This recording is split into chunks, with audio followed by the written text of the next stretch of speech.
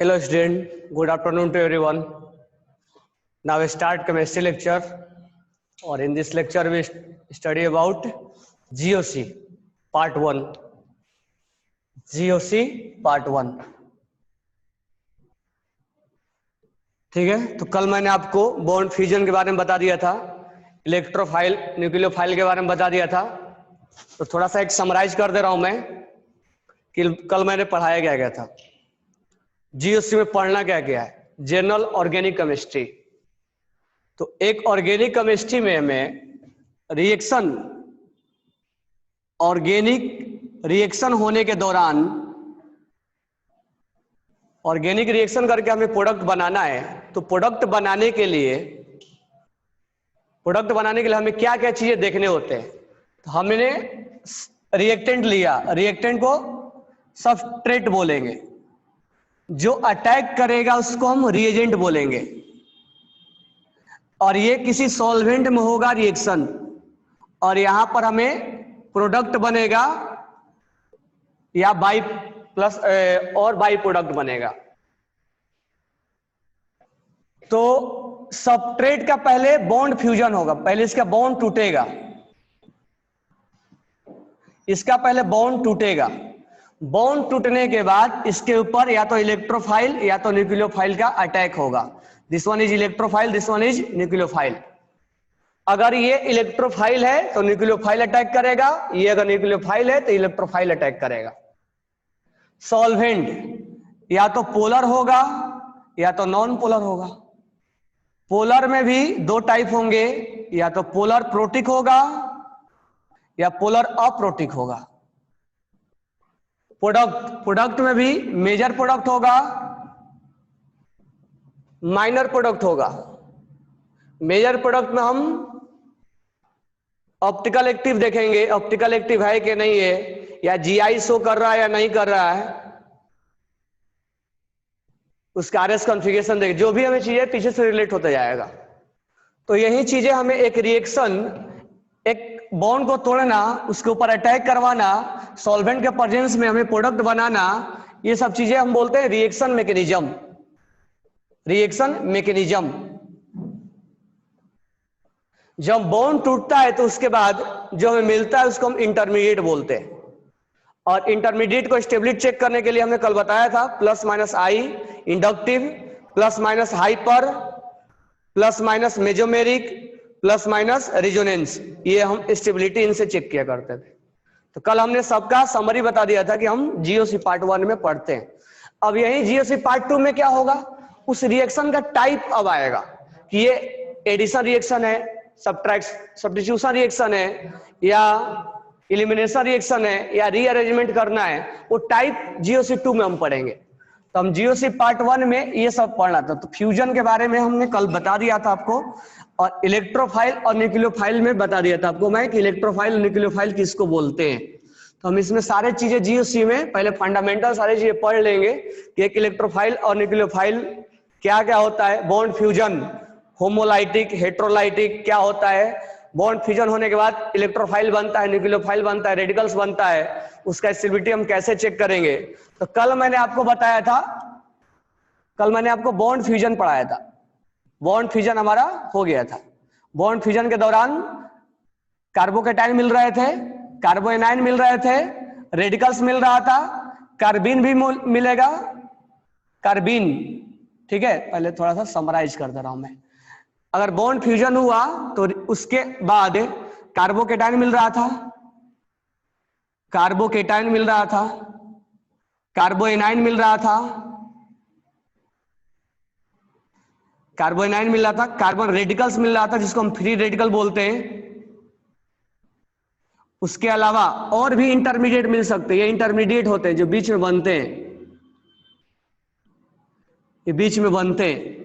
कार्बिन भी इंटरमीडिएट होता है जो कि हम अभी नहीं पढ़ लें, बाद में पढ़ लें। नाइट्रिन भी इंटरमीडिएट होता है, बेंजाइन, बेंजाइन भी इंटरमीडिएट होता है। तो इतने टाइप के हमें इंटरमीडिएट पूरे ऑर्गेनिक में पढ़ने होते हैं, लेकिन ज्यादा जो होता है वो ये और ये, मतलब इसी के आसपास घूमता रहेगा। ये किसी पर्टिकुलर, जैसे राइमर टीमर में ये आएगा, तो ये किसी पर्टिकुलर में देखने को मिलता है। लेकिन ये भी हमें इंटरमीडिएट में हमें मिलते हैं।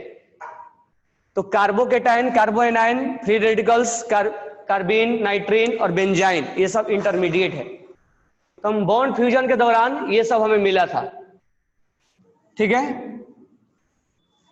होमोलाइटिक, जहां रेडिकल बना वो होमोलाइटिक होगा, जहां प्लस माइनस बना वो हेट्रोलाइटिक होगा। तो बॉन्ड फ्यूजन पढ़ने के बाद मैं आपको पढ़ाया था इलेक्ट्रोफाइल और न्यूक्लियोफाइल।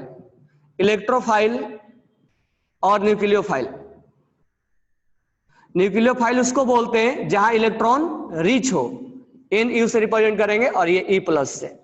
इलेक्ट्रॉन डिफिशिएंट को हम बोलेंगे इलेक्ट्रोफाइल और इलेक्ट्रॉन रिच को हम बोलेंगे न्यूक्लियोफाइल। अगर बॉन्ड टूटने के दौरान अगर कार्बन प्लस बना, इसका मतलब ये इलेक्ट्रॉन डिफिशिएंट है, तो ये इसके ऊपर अटैक करेगा। बॉन्ड टूटने के दौरान अगर यहां ये बना तो इसके ऊपर ये अटैक करेगा, यानी इलेक्ट्रॉन रिच के ऊपर, जिसके पास गरीबी है वो अटैक करेगा। यानी इसके पास पैसे ज्यादा, इसके पास पैसे कमी है, तो ये इनके साथ अटैक होगा। इसके पास पैसे ज्यादा, इसके पास पैसे कम है, तो ये इसके ऊपर अटैक करेगा। सेम में अटैक नहीं होगा, न्यूक्लियोफाइल और न्यूक्लियोफाइल में अटैक नहीं होगा, इलेक्ट्रोफाइल और इलेक्ट्रोफाइल में अटैक नहीं होगा। अभी जिसके पास पैसे कम है उस पैसे के पास जाएगा क्या अटैक करने? तो कहने का मतलब है ये हम जो इलेक्ट्रोफाइल न्यूक्लियोफाइल पढ़ते हैं ये अटैकिंग वाले केस में पढ़ते हैं। कौन इलेक्ट्रोफाइल बना? क्योंकि जब हम GOC2 पढ़ेंगे उस समय हम नाम देंगे electrophilic addition reaction, nucleophilic addition reaction, electrophilic substitution reaction, nucleophilic substitution reaction. तो ये नाम उन्हीं के बेस पे पड़ेगा, यानी GOC जब हम नाम देंगे तो इन्हीं के बेस पे नाम पड़ेगा ये। तो हमने बॉन्ड फ्यूजन देख लिया, इलेक्ट्रोफाइल न्यूक्लियोफाइल देख लिया, और तीसरा हमें देखना है न्यूक्लियोफिलिसिटी। तो आज का हेडिंग हमारा होगा न्यूक्लियोफिलिसिटी। राइट डाउन हेडिंग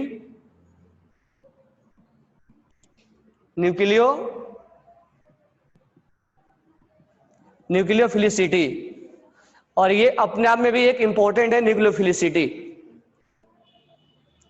अब हमने कल आपको न्यूक्लियोफाइल के बारे में बताया था, जैसे CH3 माइनस।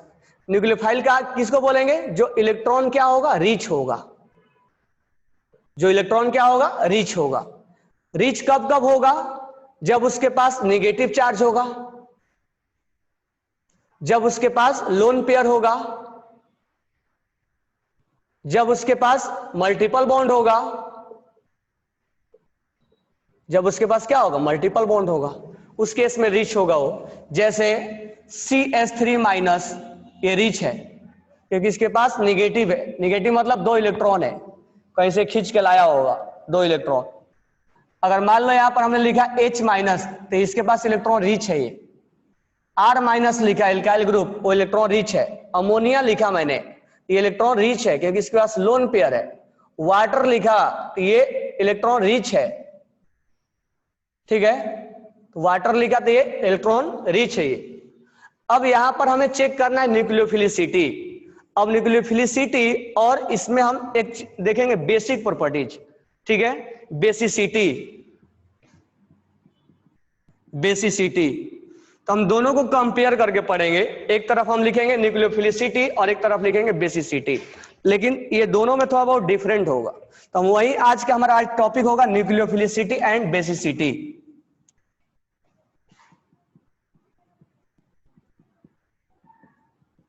न्यूक्लियोफिलिसिटी और बेसिसिटी।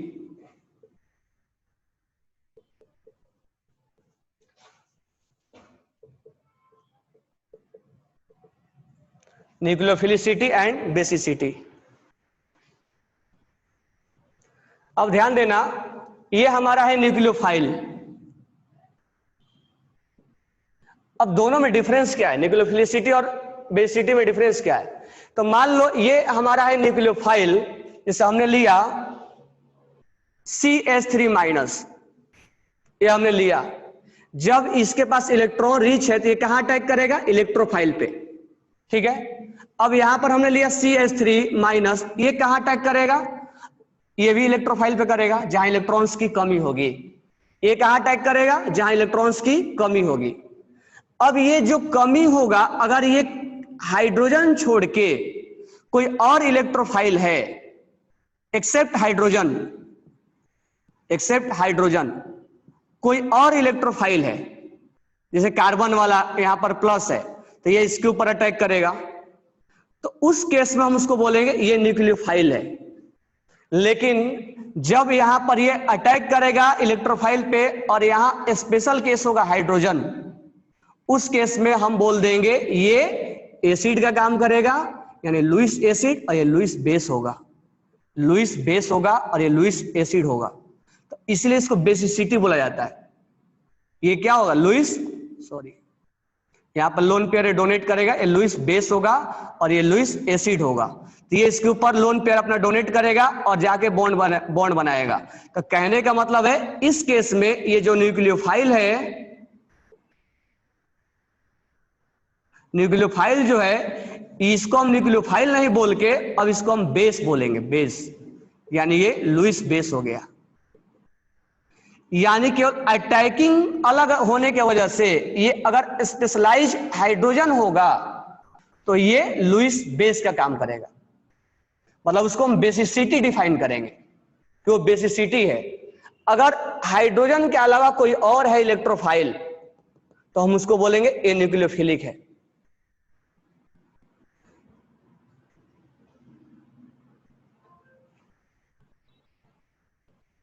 समझ में आ गया? तो यहां पर ध्यान देने वाले बस ये इतना ही, इस दोनों में डिफरेंस है कि जब ये न्यूक्लियोफाइल पर्टिकुलर हाइड्रोजन पर अटैक करेगा तब उसको हम बेसिसिटी से डिफाइन करेंगे, और जब ये न्यूक्लियोफाइल हाइड्रोजन के अलावा दूसरे यानी कार्बोकेटाइन पर अटैक करेगा तब हम उसको न्यूक्लियोफिलिसिटी से डिफाइन करेंगे। तो लिख लो इस चीज को, क्या लिखोगे, न्यूक्लियोफाइल जब किस पे अटैक करेगा, न्यूक्लियोफाइल अटैक ऑन कार्बोकेटाइन, तो हम उसको न्यूक्लियोफिलिसिटी से नाम देंगे। अब वही सेम न्यूक्लियोफाइल जब अटैक करेगा H प्लस पे, स्पेसिफाई हो जाएगा ये इलेक्ट्रोफाइल है, और यहां पर जो इलेक्ट्रोफाइल होगा वो H प्लस होगा, तो हम उसको नाम देंगे बेसिसिटी का। बस इतना ही दोनों में डिफरेंस है। अब ध्यान दो यहाँ पे क्वेश्चन में कैसे पूछा जाएगा। अब न्यूक्लियोफिलिसिटी तुमसे क्वेश्चन में पूछेगा कि न्यूक्लियोफिलिसिटी किसका ज्यादा है किसका कम है, हमें कंपेयर कराना है। हमें कैसे कंपेयर कराना है उस चीज को देखो। अब मान लो हम पहले पीरियड में लेते हैं, लेफ्ट टू राइट पीरियड में लेते हैं। अगर मान लो हमने लिखा, चलो कार्बन से लेते हैं CH3 माइनस, उसके बाद है NH3 होता है, एक लूज कर देगा NH2 माइनस, H2O होता है, एक लूज कर देगा OH माइनस, HF होता है, एक लूज कर देगा H माइनस। ये सब अपने आप में क्या है, न्यूक्लियोफाइल है। ध्यान से देखना, ये सब अपने आप में क्या है, न्यूक्लियोफाइल है। ध्यान से सुनना मैं क्या बोल रहा हूं। तो हमने लेफ्ट टू राइट लिया, CH3 माइनस, NH2 माइनस लिया, OH माइनस लिया और F माइनस लिया, ठीक है। अब हमें पीरियड में हमने लेफ्ट टू राइट लिया, ये सब अपने आप में एक न्यूक्लियोफाइल है। मतलब जितना भी यहाँ एग्जांपल्स मैं लिखूंगा वो सब अपने आप में एक न्यूक्लियोफाइल है। तो ये अपने आप में न्यूक्लियोफाइल है, ये अपने आप में न्यूक्लियोफाइल है। अब देखो बेसिसिटी कैसे हो जाएगा और न्यूक्लियोफिलिसिटी कैसे हो जाएगा। अब जब यहां पर इसको अटैक करना होगा, ये अटैक करना होगा, इसको अटैक करना होगा तो कार्बोकेटाइन पे अटैक करेगा। ये जब अटैक करेगा तो किस पे करेगा, यहाँ H प्लस पे हो जाएगा और यहाँ कार्बोकेटाइन पे। तो ये इस पे अटैक करेगा तो ये इसको न्यूक्लियोफिलिसिटी, ये प्रॉपर्टीज है, ये न्यूक्लियोफिलिसिटी इसका एग्जांपल नहीं, न्यूक्लियोफाइल से न्यूक्लियोफिलिसिटी बना हुआ है। एक न्यूक्लियोफिलिसिटी जब कार्बोकेटाइन पर, एक न्यूक्लियोफाइल जब कार्बोकेटाइन पर अटैक करता है तो उस प्रॉपर्टीज को हम नाम देते हैं न्यूक्लियोफिलिसिटी। और जब एक वही न्यूक्लियोफाइल एक हाइड्रोजन पर अटैक करता है तो उसको हम उस प्रॉपर्टीज को बोलते हैं बेसिसिटी। क्लियर हो गया। एक न्यूक्लियोफाइल जब हाइड्रोजन पर अटैक करेगा that properties is called basicity. अब जब मतलब ये क्या हो गया, लुईस बेस हो गया, क्योंकि लुईस बेस क्या करता है, लोन पेयर डोनेट करता है, और ये एसिड हो जाएगा क्योंकि इसके पास वैकेंट ऑर्बिटल होगा। तो वही ये एक न्यूक्लियोफाइल भी है और एक लुईस बेस भी है। जब इस पे अटैक होगा तो एसिड बेस का रिएक्शन बोलेंगे हम। कहने का मतलब ये है, इस पे जब होगा अटैकिंग तो ये एसिड बेस का रिएक्शन होगा, उस केस में बेसिसिटी बोल दिया जाता है इसको। लेकिन जब यही CH3 इन पे अटैक करेगा तो यह एसिड बेस नहीं बोलेंगे, यहां पर हम बोलेंगे न्यूक्लियोफिलिसिटी है, इलेक्ट्रोफाइल और न्यूक्लियोफाइल का अटैक हुआ है।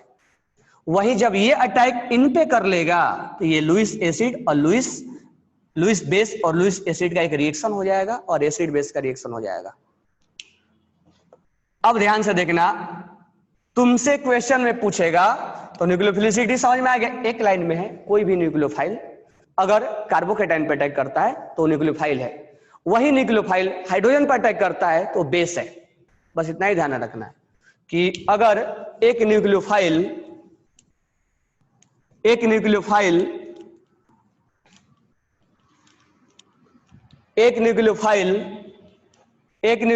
अगर कार्बन पे अटैक करता है कार्बोकेटाइन पे तो ये क्या है, ये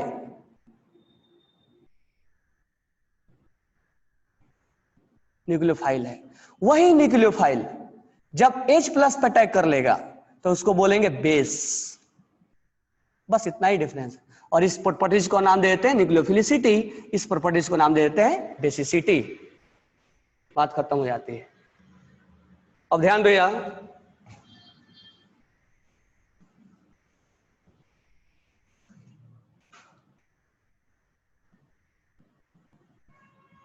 न्यूक्लियोफिलिसिटी, बेसिसिटी, ध्यान देना यहां पे। अब हमें क्वेश्चन में कंपेयर, दोनों का मीनिंग समझ में आ गया, दोनों का मीनिंग इतना ही निकलता है।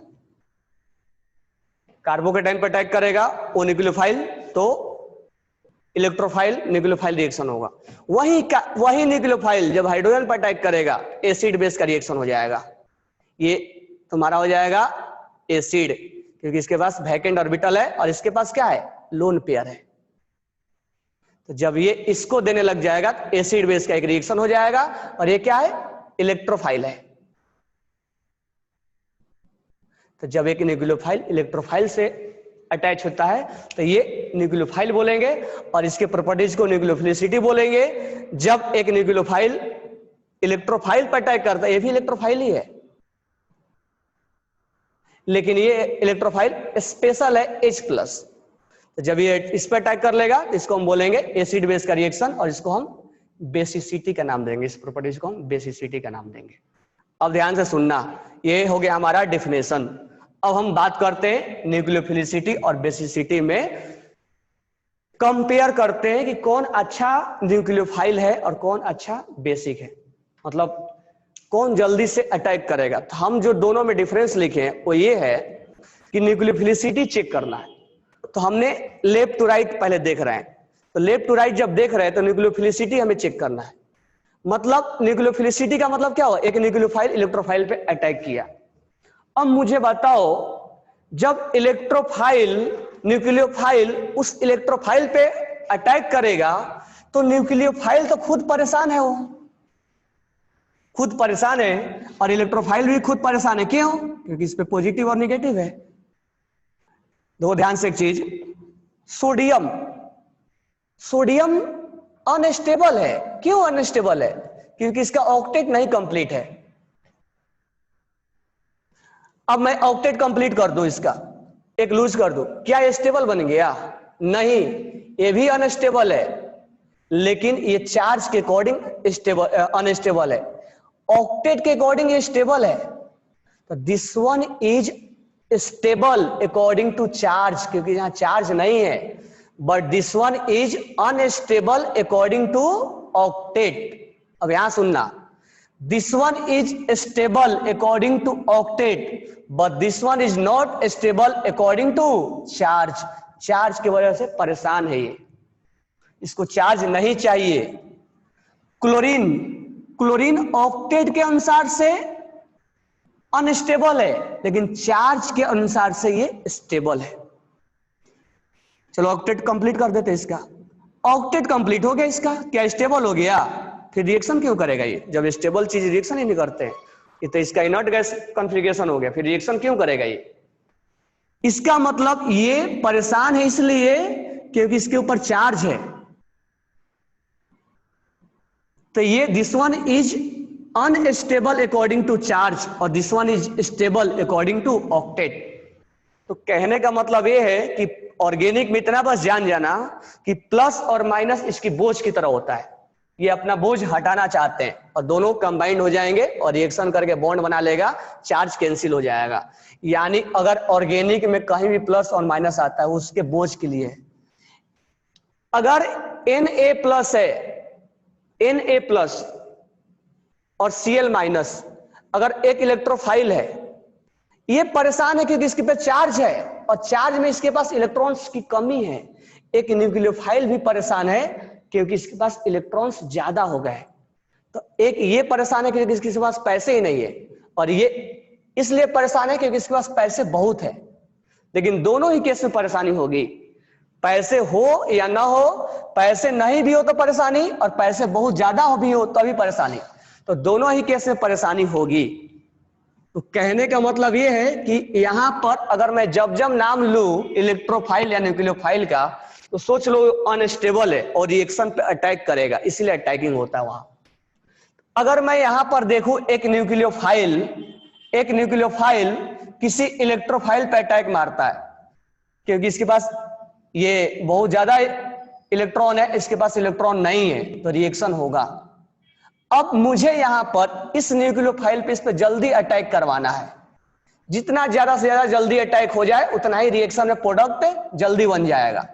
तो मुझे बताओ ये न्यूक्लियोफाइल जब इस पे अटैक करेगा तो इस पे अनस्टेबल होना चाहिए ज्यादा से ज्यादा या स्टेबल होना चाहिए?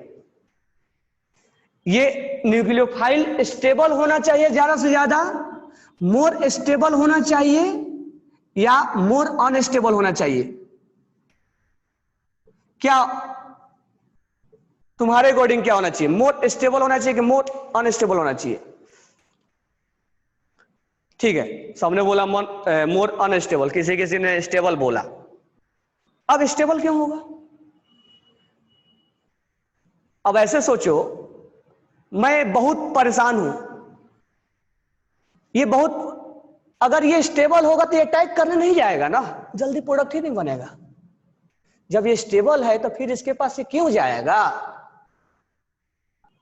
परेशान था, एक और मैं न्यूक्लियोफाइल ले रहा हूं और इलेक्ट्रोफाइल ले रहा हूं, प्रोडक्ट बना रहा हूं, ये भी परेशान है, ये भी परेशान है क्योंकि दोनों के पास नेगेटिव है, लेकिन ये ज्यादा परेशान है, मोर अनस्टेबल है।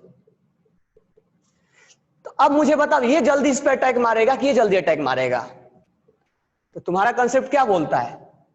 ये जब स्टेबल है तो क्यों अटैक मारेगा? परेशान है लेकिन थोड़ा कम परेशान है, ये बहुत ज्यादा परेशान है, तो कौन जल्दी अटैक मारेगा इस पे? ज्यादा परेशान वाला। जो कम परेशान हो क्यों अटैक मारेगा? यानी प्रोडक्ट किस केस में ज्यादा बनेगा जल्दी? ये, क्योंकि ये जल्दी, हम इसके बारे में अभी बात नहीं कर रहे हैं, इसके बारे में बात हम बाद में करेंगे, हम इसके बारे में बात कर रहे हैं। इसका मतलब है जितना ज्यादा परेशान होगा उतना ही जल्दी इस पर अटैक मारेगा, उतना ही जल्दी प्रोडक्ट बात बनेगा। अभी हम केवल इसके बारे में बात करें, बाद में इसके बारे में बात करेंगे इसकी क्या कहानी है। तो कहने का मतलब यह हुआ कि अगर एक न्यूक्लियोफाइल जितना अनस्टेबल होगा उतना ही जल्दी अटैक करेगा, उतना ही वो परेशान होगा और उसका उतना ही अटैकिंग जल्दी होगा क्योंकि वो परेशान है।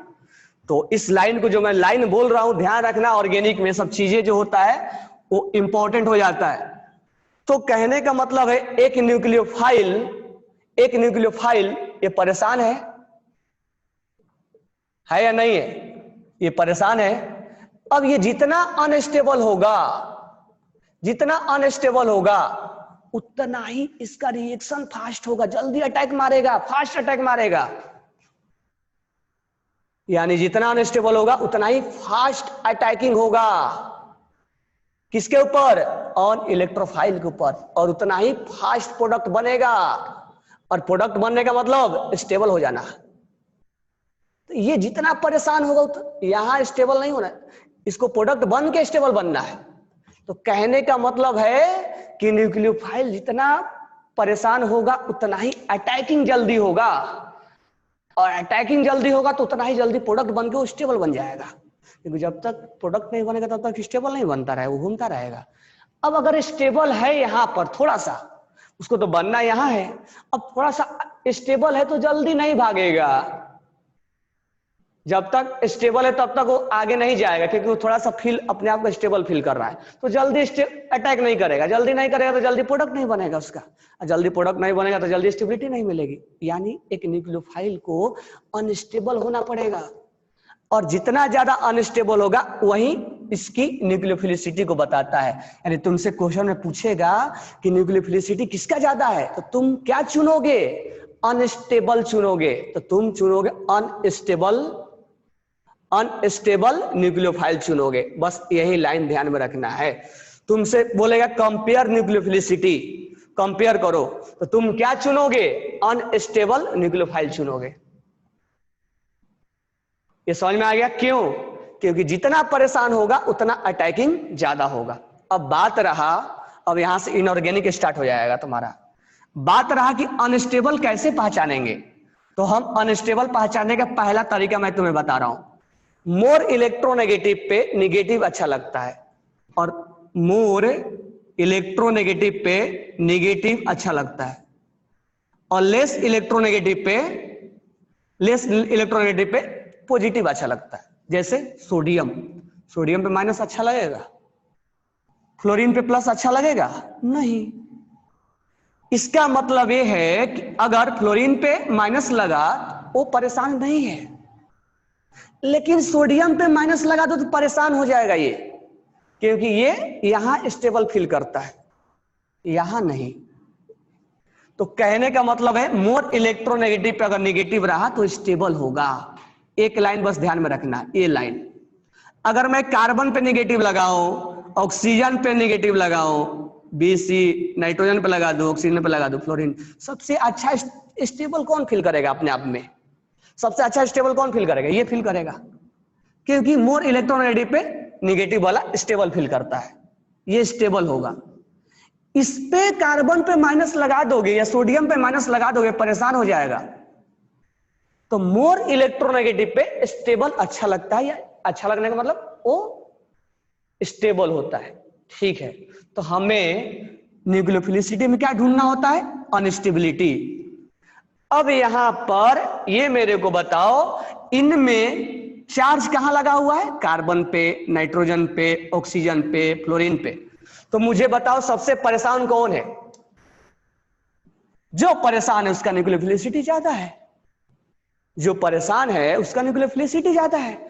अब मुझे बताओ कि बेस यानी H प्लस को कौन जल्दी से खींचेगा? ये बोलेगा हम स्टेबल हैं, हम जल्दी नहीं खींचेंगे। ये बोलेगा हम बहुत परेशान हैं, बहुत जल्दी खींचेंगे। यानी बेसिसिटी किसका ज्यादा हो जाएगा? तो बेसिसिटी ज्यादा हो जाएगा इसका, क्योंकि ये बोलेगा हम बहुत परेशान हैं, हमें जल्दी चाहिए H प्लस। ये बोलेगा हम थोड़ा बहुत अपने आप को क्या फील कर रहे हैं? स्टेबल फील कर रहे हैं। जल्दी नहीं भी दोगे तो कोई प्रॉब्लम नहीं है, लेकिन ये मिलते ही अटैक मारेगा। बोलेगा हमारा परेशानी दूर करो, पहले H प्लस को लाओ, और अटैक तुरंत मारेगा, और इसकी बेसिसिटी ज्यादा हो जाएगी। तो बेसिसिटी इसका ज्यादा हुआ, इसका, क्योंकि परेशान है ये। अब ये कंसेप्ट यहीं पर लेके चलना है, आगे नहीं लेके चलना है। तो इस कंसेप्ट को मैं यहीं पर बाइंड अप कर रहा हूं।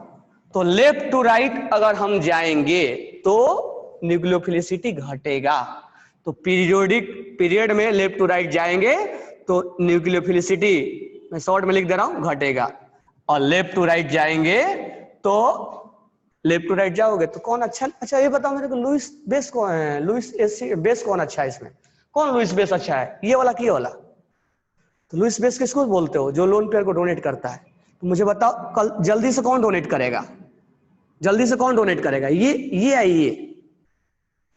तुम्हारे नजर में आएगा सर मोर इलेक्ट्रोनेगेटिव, जल्दी डोनेट कर, नहीं, वो पकड़ के रखा है अपना लोन पेयर को, वो जल्दी देगा ही नहीं। ये जल्दी देगा कि लो मेरे को, लो ये इलेक्ट्रॉन, और जल्दी से H प्लस को बुला दो। CH3, ये CH3 माइनस है, ये बोलेगा कि H प्लस, जल्दी H प्लस को दो अपना लोन पेयर, और इसको कोऑर्डिनेट बॉन्ड बनाओ, जल्दी से मेरे को स्टेबल बनाओ, CH4 बनाओ जल्दी से। इसका लुईस बेस अच्छा है, लुईस बेस बहुत अच्छा है। परेशान होना है इसको, जितना परेशानी होगी उतना ही अटैक ज्यादा होगा। तो left to right Lewis base घटता है, यानी इसका बेसिसिटी घटता है। बेसिसिटी घटना मतलब बेसिक प्रॉपर्टीज घटना। ये अच्छा बेस है, समझ में आ गया। तो एक न्यूक्लियोफिलिसिटी को होने के लिए फाइनल कंक्लूजन क्या है, यही मुझे समझाना था कि एक न्यूक्लियोफिलिसिटी होने के लिए अनस्टेबल होना जरूरी है। ठीक है, अब एक बेसिसिटी होने के लिए भी अनस्टेबल होना जरूरी है, लेकिन अब ध्यान रखना अलग अलग कैसे जाएंगे। अब मान लो इसके कार्बन के नीचे वाला silicon SiH3 minus, PH3 minus, PH2 minus, sulphur, sulphur का ले लेते हैं H2S, HS माइनस और Cl माइनस, ये दे दिया जाए। तो इसमें परेशान कौन होगा, तो लेफ्ट टू राइट ये होगा, सेम टू सेम में भी होगा, जो ऊपर वाला है वो नीचे वाला भी होगा।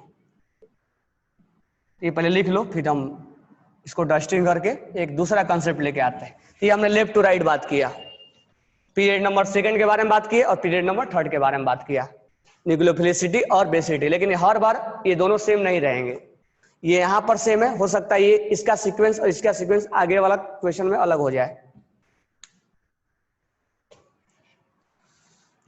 तो यहां से हमारा जो आंसर करेंगे C minus, N minus, O minus और F माइनस, ये स्टेबल है, लेकिन स्टेबल चीजों को न्यूक्लियोफिलिसिटी नहीं बोला जाएगा, अनस्टेबल को बोला जाए, जितना जल्दी अटैक कर ले। तो ये भी लिख लेना, स्टेबल है। तो अनस्टेबल कौन है, ये अनस्टेबल कौन है, अनस्टेबल कार्बन है, नाइट्रोजन है, ऑक्सीजन है, फ्लोरीन है। जो अनस्टेबल है वही जल्दी अटैक मारेगा, वही जल्दी अटैक मारेगा, उतना ही जल्दी प्रोडक्ट बनाएगा और प्रोडक्ट बना के वो स्टेबल बन जाएगा। तो यहाँ पर थोड़ा ध्यान रखना है कि हमें अनस्टेबल चाहिए, स्टेबल नहीं चाहिए। अभी तक हम हर चीज में स्टेबिलिटी ढूंढते थे, पहला ऐसा चीज आया जहां हम अनस्टेबिलिटी ढूंढ रहे हैं।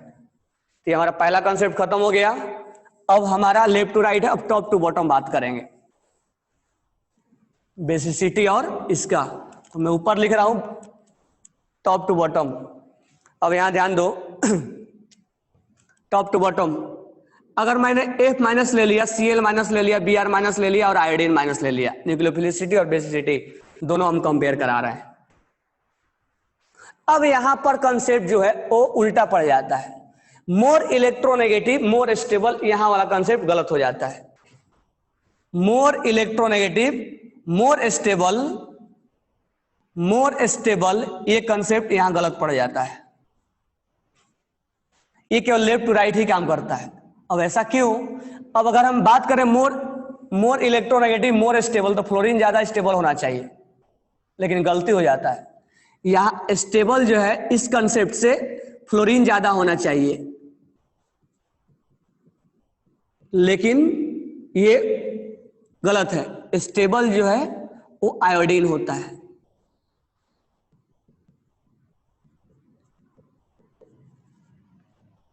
अब इसका रीजन क्या है, तो साइज, इधर से इधर साइज नहीं देख रहे थे, लेकिन इस कंसेप्ट को इसमें मत मिला देना। ये साइज छोटा है तो इलेक्ट्रॉन जल्दी लेगा नहीं, साइज ज्यादा है इसका, साइज ज्यादा होने की वजह से एक एक्स्ट्रा इलेक्ट्रॉन ले लेगा, इसकी वजह से थोड़ा परेशानी इसमें, क्योंकि एक इलेक्ट्रॉन लिया है ना दूसरे से छीन के, तो ये इलेक्ट्रॉन लेने की वजह से ये परेशान ज्यादा होगा, ये परेशान नहीं होगा। तो यहां हम साइज देखेंगे, तो टॉप टू बॉटम हम साइज चेक किया करते हैं। तो याद रखना, टॉप टू बॉटम में स्टेबिलिटी बढ़ती है, ये वाला कंसेप्ट मत लगा देना।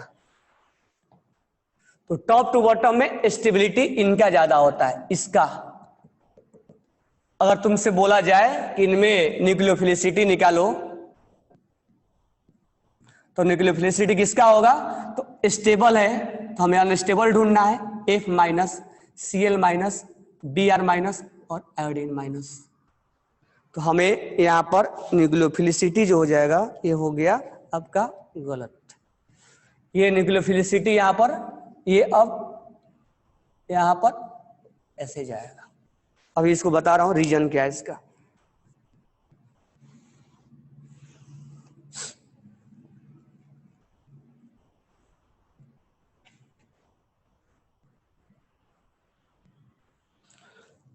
पहले लिख लो इसको, फिर मैं एक्सप्लेन कर रहा हूं इसको। न्यूक्लियोफिलिसिटी ये होगा, लेकिन बेसिसिटी जो होगा वो F माइनस का होगा, Cl माइनस का होगा, Br माइनस का होगा, I माइनस का होगा। पहले इसको लिख लो, फिर मैं इस कॉन्सेप्ट को समझा रहा हूं अभी। न्यूक्लियोफिलिसिटी का सीक्वेंस ये जाएगा, यानी top to bottom nucleophilicity, top to bottom. अभी और बहुत सारे कॉन्सेप्ट आएंगे, तो सब मिक्स करके तब इसको हम समझा देंगे। टॉप टू बॉटम बेसिसिटी बढ़े, न्यूक्लियोफिलिसिटी बढ़ेगा और बेसिसिटी घटेगा। तो पहले लिख लो, क्योंकि अभी कई कॉन्सेप्ट इसके साथ होंगे, तो उसको सबको मिक्स करने के बाद मैं एक साथ सब बताते जाऊंगा।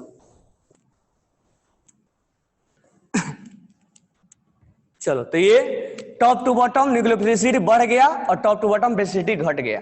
अब तीसरा कंसेप्ट, अगर मैं बात करूं OH में और SH में, OH में और SH में किसका न्यूक्लियोफिलिसिटी ज्यादा है? OH में और SH माइनस में किसका न्यूक्लियोफिलिसिटी ज्यादा है?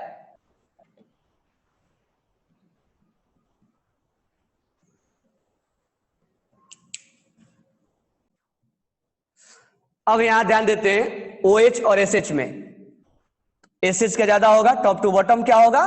बढ़ता है। टॉप टू बॉटम बढ़ता है, टॉप टू बॉटम घटता है, टॉप टू बॉटम घटता है।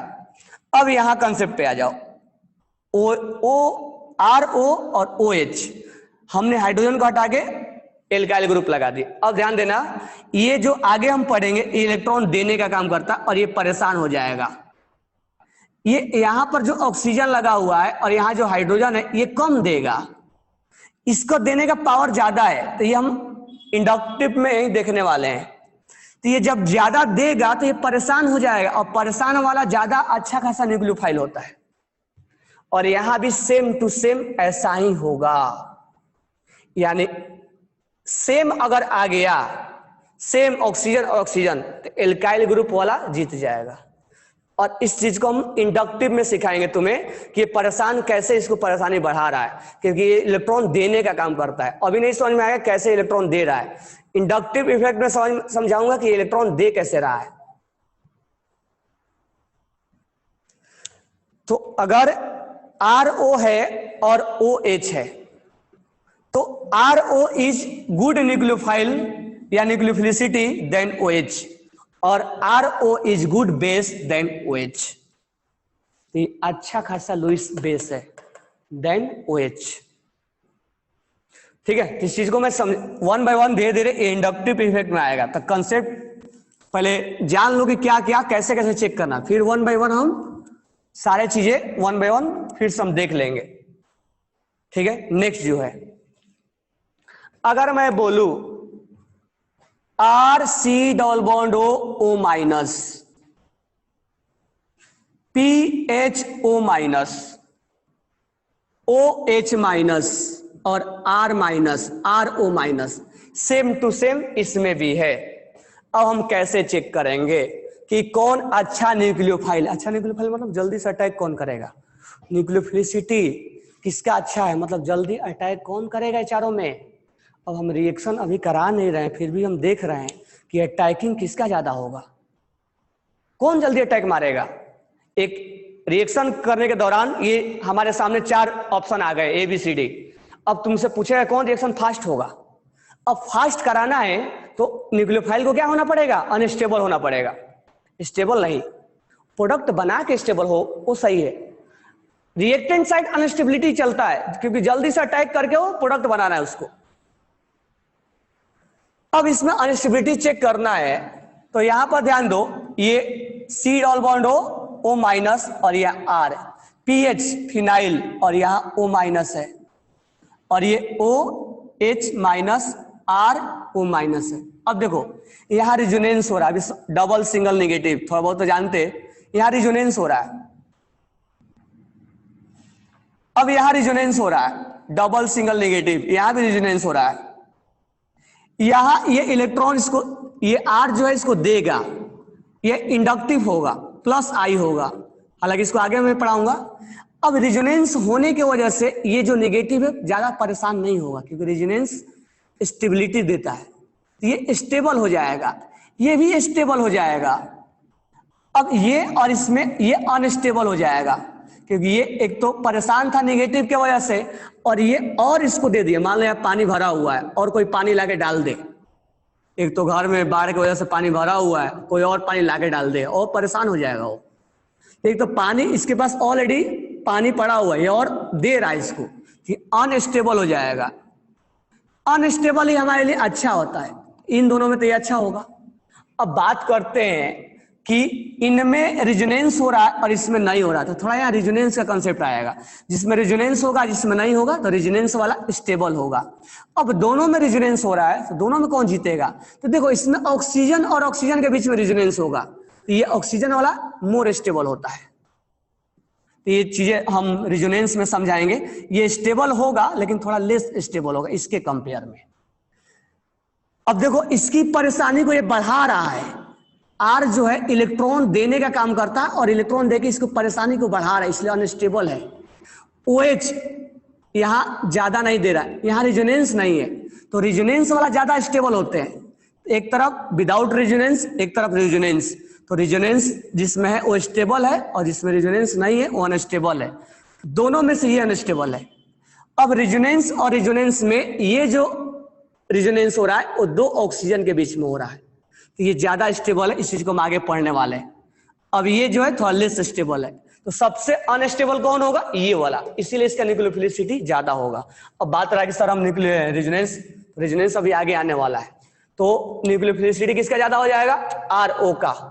तो यहां हो जाएगा RC, ये ऐसे भी लिखा रहता है RCOO minus, PHO minus, OH minus और RO माइनस। ध्यान रखना इस चीज को।